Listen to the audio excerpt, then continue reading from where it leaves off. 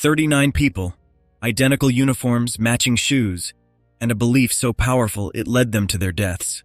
In March 1997, police entered a mansion in San Diego and found something shocking. 39 bodies lying side by side, covered in purple sheets. They weren't murdered. No one forced them. They chose this, believing they were leaving Earth to board a spaceship. But who convinced them? And why did they think death was the only way? This is the disturbing story of Heaven's Gate, the cult that promised a new life beyond this world but led its followers to a tragic end. Marshall Applewhite Jr. was born in Spur, Texas on May 17, 1931. Known by his middle name Herf, he was the third of 4 children. His parents, Louise and Marshall Applewhite Sr., were loving but strict. Herf's father was a Presbyterian minister, and the family moved frequently around South Texas as his father started new churches. While his parents were kind and devoted, his father was very strict at home and pushed Herf to follow in his footsteps as a minister. As a child, Herf admired his father and wanted to make him proud. He often told church members he couldn't wait to grow up and preach the Word of God. Herf was a cheerful, intelligent, and outgoing kid. His sister Anna Winant described him as the family comedian who always made everyone laugh. By his teenage years, Herf was tall, good-looking, and had striking blue eyes. He attended Corpus Christi High School, where he excelled as a student and was well-liked by everyone. After graduating from high school, he went to Austin College to study philosophy. He earned his degree in 1952 and married his high school sweetheart, Anne Frances Pierce, that same year. Hoping to follow in his father's footsteps, Herf enrolled at Union Theological Seminary in Virginia to become a Presbyterian minister. However, after just one semester, he realized it wasn't the right path for him. Instead, he chose to follow his true passion, music. Herf and Anne moved to Gastonia, North Carolina, where he worked as the music director at the First Presbyterian Church. For a few years, their life seemed stable and happy. In 1954, Herf was drafted into the U.S. Army. He served in Austria and New Mexico before being honorably discharged in 1956. After his service, Herf dove back into music and earned a master's degree in musical theater from the University of Colorado. He also became active in the local theater scene and performed in several productions, including Annie Get Your Gun. In 1959, Herf became a music professor at the University of Alabama. Students and colleagues loved his approachable and charismatic personality. By then, he and Anne had 2 children, Mark and Lane, and seemed like the perfect family. However, things started to unravel in 1965. At the age of 33, Herf's wife Anne suddenly left him, taking their 2 children and moving back to her parents' house. The news shocked their community, and rumors began to circulate. It was eventually revealed that Herf had been in a relationship with a male graduate student. He had been living a double life, trying to balance his true self with the expectations of being a religious man. By 1968, Herf and Anne's divorce was finalized. The situation left Herf isolated and struggling with his own identity. Though he was known for his outgoing and positive personality, it seemed much of it was a facade. After the separation, he resigned from the University of Alabama and returned to Texas. In Houston, he became the music department chair at the University of St. Thomas. He also performed with the Houston Grand Opera, appearing in 15 productions alongside famous performers like Placido Domingo. His work received high praise, and his music career flourished. During this time, Herf made the difficult decision to open up to his parents about his personal identity. Sadly, their reaction was just as he had feared. His father, a strict Presbyterian minister, expressed disappointment, questioning what he might have done to deserve such a situation. This response left Herf deeply hurt and feeling distant from both his family and the church that had been such a big part of his life. This rejection took a heavy toll on Herf's mental health. He fell into a deep depression and later admitted that he once drove to a bridge, got out of his car, and seriously considered jumping. His friends and colleagues noticed a drastic change in him. The man they once knew, articulate and calm, now seemed paranoid, agitated, and lost. Around this time, Herf began hearing voices and seeing visions. He claimed that during a trip to Galveston Beach, God showed him a vision of the origins and future of humanity. This marked the beginning of his intense fascination with UFOs. Although interest in UFOs was common in the late 60s and 70s, Herf's obsession was different. He started talking about a new religion and an impending apocalypse. Patsy Swayze, the mother of actor Patrick Swayze, was part of Herf's theater group, and later said that he had started acting very strangely. By 1970, Herf had suffered several mental breakdowns and was let go from his job at the University of St. Thomas. The university stated it was due to health issues, but many speculated that his personal struggles played a role in his dismissal, especially considering St. Thomas was a Catholic institution. Herf's mental health worsened further after his father passed away in 1971. His depression deepened, and in 1972 he ended up in a hospital in Houston. The exact reason for Herf's hospitalization isn't clear. Some believe he was admitted for heart problems and nearly died. Others think he checked himself in for help with his personal struggles. Regardless of the reason, what's certain is that during this stay, he met Bonnie Lou Nettles, a 44-year-old nurse. This meeting marked the start of a strange and life-changing chapter for him. Bonnie Lou was born on August 29, 1927 in Houston, Texas. She was the youngest of 4 children and grew up in a Baptist family. In 1948, Bonnie graduated from Herman Hospital's nursing program and started her career. A year later, in 1949, she married Joseph Nettles, and they had 4 children together. There isn't much known about Bonnie's life before she met Herf, but we do know that as she got older, she started moving away from her Baptist upbringing and became deeply interested in New Age practices. She participated in seances, where she and others tried to contact the dead, and also explored psychic readings, astrology, and UFOs. In 1966, Bonnie joined the Houston Lodge of the Theosophical Society. She was drawn to their belief that personal experiences and insights should shape one's beliefs, rather than simply accepting traditional ideas. Bonnie believed she was clairvoyant, a gift she claimed came from God, and she also said she was guided by the spirit of a 200-year-old monk. As her interest in these practices grew, her marriage began to fall apart. She and Joseph had different beliefs, which created tension between them. Around this time, a fellow spiritualist told Bonnie that she would meet a tall, fair-haired man in 1972 who would play a significant role in her life. In 1972, Bonnie was working as a nurse at the hospital where Herf was being treated. When they met, she was convinced he was the man from the prophecy. Herf, who was already struggling mentally and emotionally, was drawn to her. Bonnie offered him a psychic reading and told him that he was a prophet sent by God to guide humanity back to the kingdom of heaven. At this point, Herf was at his lowest. He had lost his family, his job, and the support of both his parents and the church. Bonnie's words gave him a sense of purpose, something he desperately needed. They quickly became inseparable. Herf spent so much time with Bonnie's family that it started to cause tension in her marriage. Eventually, Bonnie and Joseph divorced, and her children went to live with their father. Bonnie and Herf decided to go on a spiritual journey together. Herf told his sister Anna that she wouldn't see him again. When she begged him to stay, he simply replied, "You just don't know the real me," and left. The two combined their money to start a metaphysical bookstore and began teaching theosophy classes. However, both efforts were unsuccessful. By early 1973, they had run out of money and were forced to camp at roadside spots. To survive, they began stealing food and skipping out on restaurant bills, justifying it by believing they were on a divine mission and above human laws. During this time, they devoured books on religion, philosophy, and even science fiction. They also watched Star Trek religiously, inspired by its futuristic and otherworldly themes. Bonnie even had her hair cut to match Herf's, a look that would later become a signature of their group. In July 1973, while camping on the Oregon coast, Bonnie and Herf had what they called an epiphany.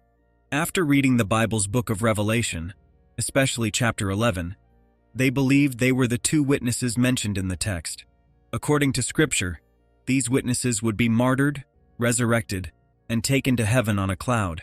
Bonnie and Herf believed this cloud was a UFO, and that their mission was to guide their followers to the next level, their term for heaven. From then on, they referred to this mission as the demonstration, which they believed would signal the end of the world and humanity's chance to ascend to the next level. They also claimed that with a powerful enough telescope, people could see God. Some believe Bonnie and Herf might have experimented with LSD during their trip to Oregon, which could explain their so-called awakening. Whether that's true or not, they were convinced they had discovered their true purpose. Determined to spread their message, they began recruiting followers. But things soon took a complicated turn. On August 28, 1974, Bonnie and Herf were arrested in Harlingen, Texas. It all started when they failed to stop for a state trooper. When the police finally caught up with them, they discovered the rental car they were driving had been reported stolen because it hadn't been returned on time. To make matters worse, Bonnie had also been using stolen credit cards. While Bonnie's charges were dropped, Herf was sentenced to about 6 months in jail for car theft. Once Herf was released, the two hit the road again, more determined than ever to share their beliefs. They started recruiting people for their mission, using different names like Bo and Peep, or simply the two. Traveling across the U.S., they handed out flyers and invited people to hear their talks. Their message was unusual and extreme. To reach what they called the next level, followers needed to shed their humanness. This meant cutting all ties with family and friends and rejecting anything that made them feel human-like relationships, personal desires, or even sexual urges. Bonnie and Herf claimed only the purest individuals could ascend. At these meetings, Herf was the main speaker. He warned that he and Bonnie would soon be killed, but promised they would rise again and take their followers to heaven aboard a spaceship. They created a sense of urgency, telling people the end of the world was near and that the spaceship could arrive at any moment. In September 1975, they held a meeting in Waldport, Oregon, which had a dramatic outcome. After the session, 20 locals made the shocking decision to leave everything behind, their jobs, families, and entire lives, to follow Bonnie and Herf. Many of them disappeared without a word, leaving friends and relatives baffled. News of the UFO people spread quickly, especially as the mystery of the missing followers captured public attention. Once they had a good number of followers, Bonnie and Herf started sending members out to hold meetings and recruit more people. One meeting in Arizona caught the attention of sociologist Robert Balk. He had heard about the group after the 20 people disappeared in Oregon and decided to check it out. Robert brought his friend David Taylor, and the two decided to go undercover. At the meeting, 9 more people joined the group. Robert and David said they wanted to join too. The members gave them mysterious instructions to follow, which led them to the top of Mount Diablo, where they were eventually picked up by the group. Robert and David were separated and placed in different camps, as members weren't allowed to form close relationships. The two spent 3 months undercover, observing the group's behavior. By December 1975, their undercover mission ended and they left. They later wrote papers about the group, and their research was even published in Psychology Today. What surprised people was how Bonnie and Herf recruited members. Unlike most cults, they didn't use fear or manipulation. They presented their beliefs and left it up to people to decide whether to join or not. Members were free to leave whenever they wanted. At the start, the group had no strict hierarchy. Everyone lived a nomadic life, moving from campsite to campsite. At one point, over 200 people were living with them. The group had some pretty strange rules and routines. Every day they held morning and evening meetings. Each member was handed a tuning fork and instructed to align their minds with the 440 Hz frequency, also known as Note A. However, no one really understood how they were supposed to use the tuning forks. Some members would press the tuning forks to their heads, while others would awkwardly sing the note. It was clear Bonnie and Herf didn't know what they were doing either. Things got worse when the cult gained national attention. USA Today ran a story about the group, and suddenly the media started digging into their lives. The press exposed Bonnie and Herf's real names and began spreading all kinds of wild rumors. Reporters compared the group to the Manson family, accused them of being involved in cattle mutilations, and painted them as a strange and dangerous cult. This media frenzy caused a major drop in attendance at their meetings, and many members decided to leave. Bonnie and Herf viewed the backlash as a form of symbolic martyrdom, something they believed was predicted in the Book of Revelation. Bonnie eventually announced, "The harvest is closed," which signaled the end of their public efforts to recruit new members. After that, the group went underground, living in secrecy. They moved from campsite to campsite, and their numbers dropped to around 40. But Bonnie and Herf didn't seem troubled by the shrinking group. To them, the people who left simply weren't fully committed. They believed it was better to have fewer but truly dedicated followers. Those who stayed were seen as the ones who truly understood their mission. Interestingly, most of the members were educated, middle to upper-class individuals, ranging in age from 16 to their 70s. Some members' stories were shocking.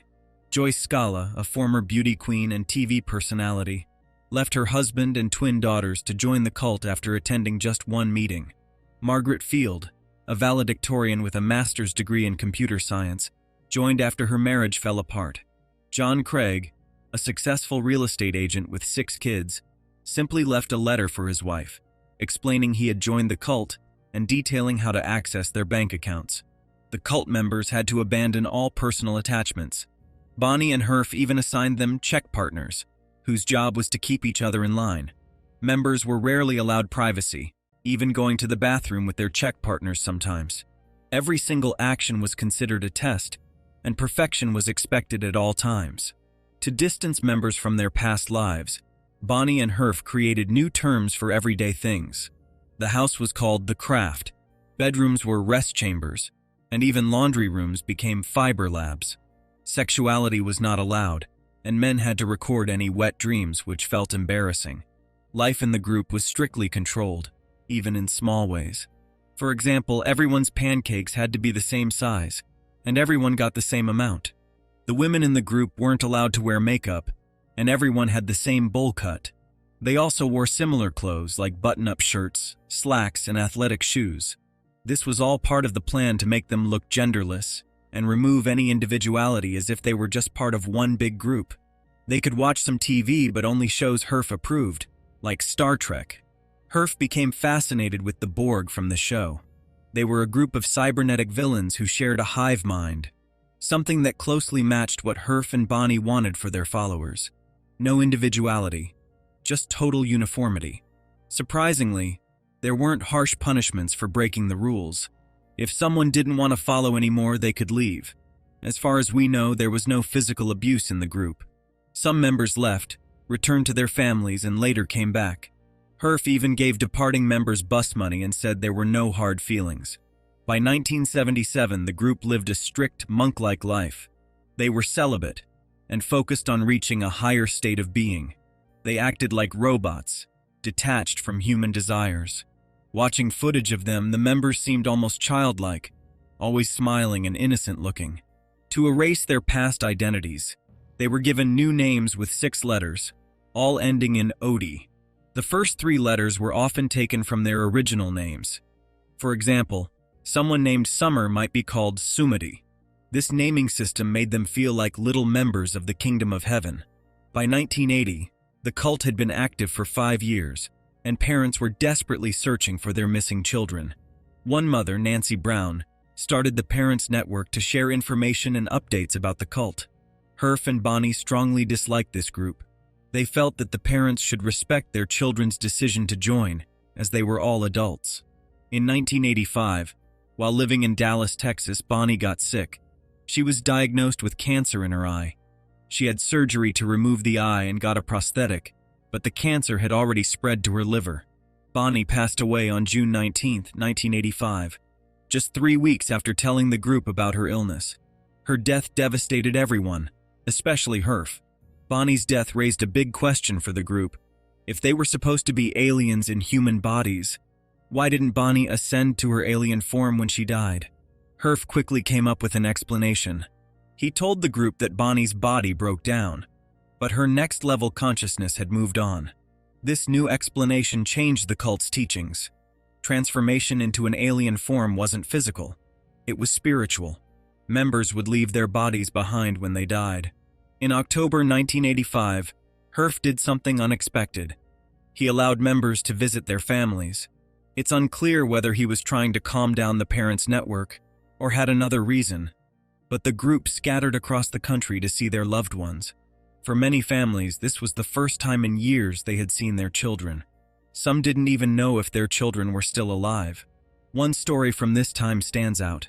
Erica and Frank, a couple in the cult, were traveling back to Calgary to visit their families. While waiting at the airport, Frank felt an overwhelming urge to hug Erica. He asked Herf for permission, and surprisingly, Herf said yes. That hug was the first time they had touched in 10 years. Frank later admitted that if Erica had decided to leave the cult, he would have gone with her. However, Erica chose to stay, and eventually Frank left the cult years later. The families were thrilled to see their children again, even if only for a short visit.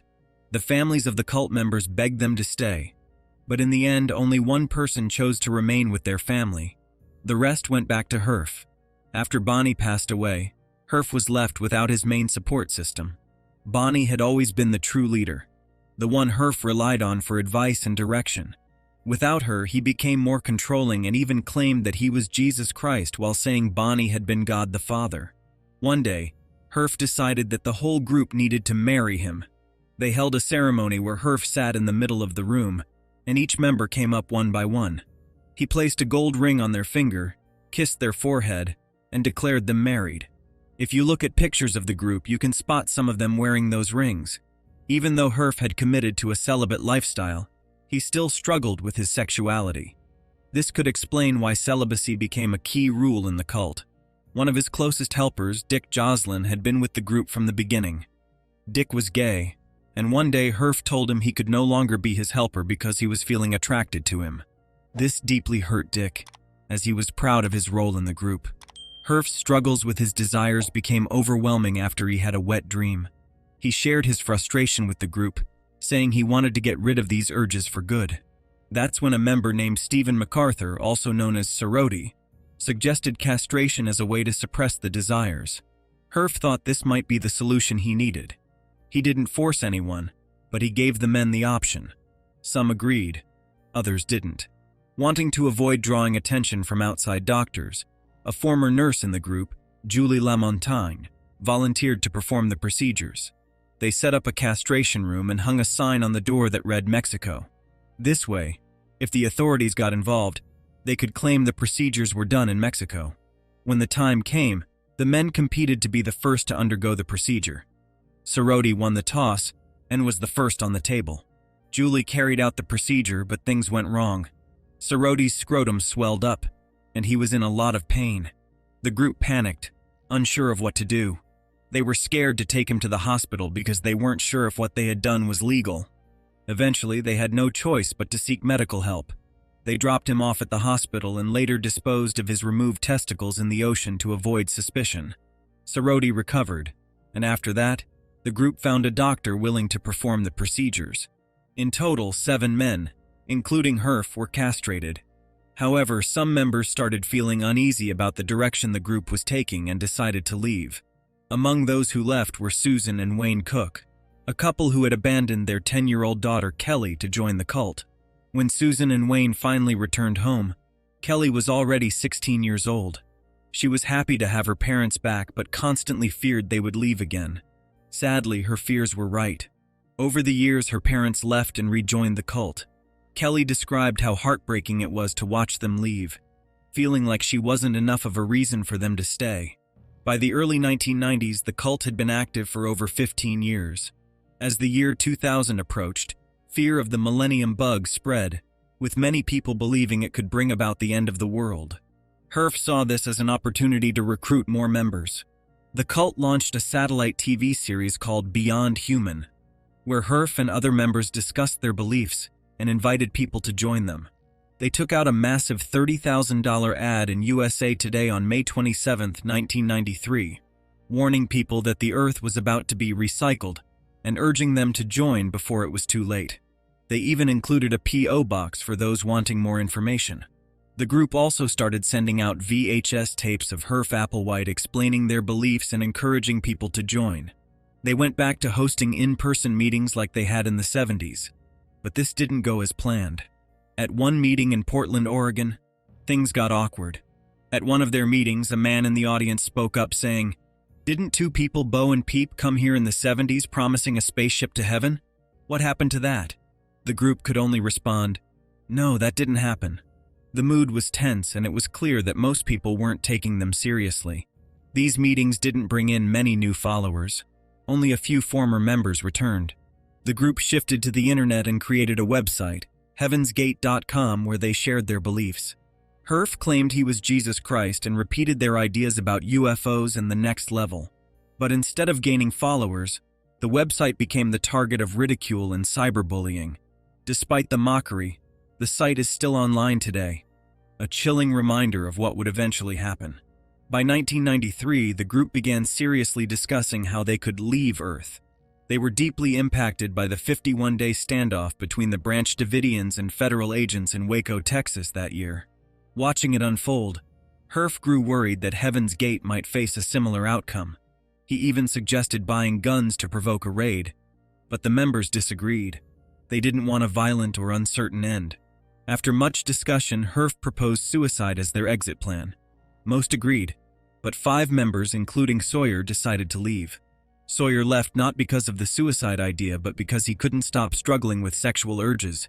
He admitted to secretly watching provocative content like MTV, which made him feel like he was failing the group's strict standards. In 1996, the Hale-Bopp comet became visible, and rumors spread online about a massive UFO trailing behind it.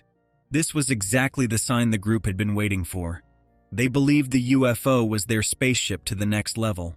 They bought a telescope to see it for themselves, but when they didn't spot anything unusual, they returned it, claiming it was defective. Despite the telescope's failure and later revelations that the UFO rumor was a lie, the group was unwavering. They were sure Hale-Bopp was their signal to act. In March 1997, with the comet at its closest point to Earth, they began preparing for their graduation.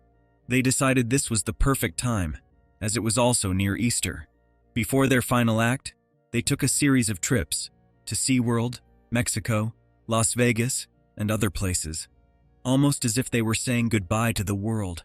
They also recorded farewell videos where members expressed excitement about their decision. The group was full of smiles, making jokes, and it seemed like no one was too concerned about what they were about to do.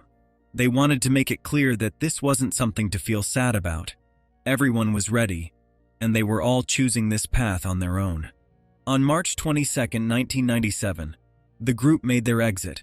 They took phenobarbital mixed with applesauce or pudding, washed it down with vodka, and then laid down in their spots. They covered their heads with plastic bags to suffocate themselves.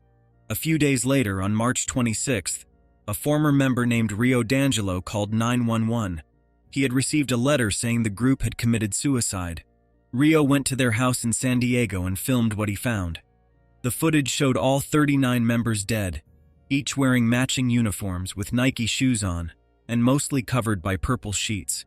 The media went crazy. They thought they were monks at first, all men. But the autopsies revealed there were 21 women and 18 men. There were no signs of trauma. Most had 5.75 cents in their pockets, a reference to a Mark Twain story about a comet. Many were also wearing gold wedding bands. The suicides happened in 3 groups over a few days. The first group took the pills and vodka, put the bags over their heads, and died. Then the second group came in, cleaned them up, and covered them with sheets. The third group did the same. 2 of the last members had bags still on their heads, meaning they were the last ones to go. It was a calm, methodical process. Herf was believed to have been in the second group. His body was found alone in the master bedroom, lying in a king-sized bed. The families of the deceased were notified, but it was a tragic experience for them, made worse by how the media treated the situation. Some former members struggled with the aftermath, and sadly, some took their own lives as well. Wayne and Suzanne Cook had a daughter, but at some point, Wayne decided to leave the group, while Suzanne stayed. After hearing about the suicides, Wayne and another former member, Chuck Humphrey, tried to take their own lives. Wayne died that day, but Chuck survived. However, he tried again in 1998 and succeeded. In 1998, there was a reunion for former Heaven's Gate members in Montana. Some still believed in the teachings, while others felt they had been brainwashed. During the reunion, Bonnie Lou Nettles' daughter, Terry, showed up with letters her mother had written to her.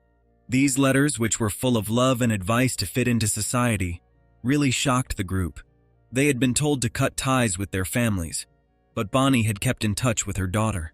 Some former members saw this as a wake-up call, realizing they had been tricked. Terry believes her mom wanted to leave but was too deep in the group to do so. The whole Heaven's Gate story is really sad. It makes you wonder what could have happened if Herf and Bonnie had never met. Maybe their lives would have gone in a different direction. Some even think Herf's life could have been different if his father had accepted him. What do you think about all of this? I'd love to hear your thoughts, so feel free to drop a comment below. As always, thank you so much for watching. If you found this video interesting or thought-provoking, don't forget to subscribe to my channel for more content. See you next time.